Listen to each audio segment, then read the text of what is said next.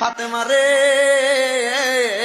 ও ফাতেমা, আমি তোমার কাছে একটা খবর জানাইতে চাই। ও আব্বাজান, আপনি কি খবর জানাইবেন? আপনার কাছে জানতে চাই। মাইয়ারা তো বাবারে বেশি ভালোবাসে, ছেলেরা মারে বেশি ভালোবাসে।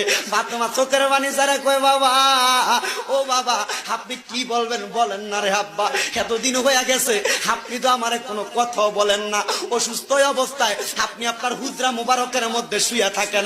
আমার দয়াল নবী কয়, রে জগৎবাসী, আমি যখন অসুস্থ অবস্থায় আমার হুজরা মুবারকের মধ্যে শুয়েছিলাম, আমার আল্লাহর নবী বলেছেন, মা বাইনা বাইতি ওয়া মিম্বারি রওজাতুম মির রিয়াদিল জান্নাহ।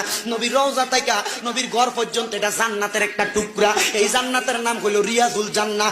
আমার দয়াল নবী কয়, এই উম্মতের দলেরা, আমি নামাজ যখন পড়তো মদিনার ভিতরে মানুষেরা, আমি আমার ঘর মুবারকের মধ্যে শুয়েছিলাম। শুয়ে থাকা অবস্থায় আমি জানালার পর্দাটা সরাইয়া দেখি আমার আবু বকর ইমামতি করে রে।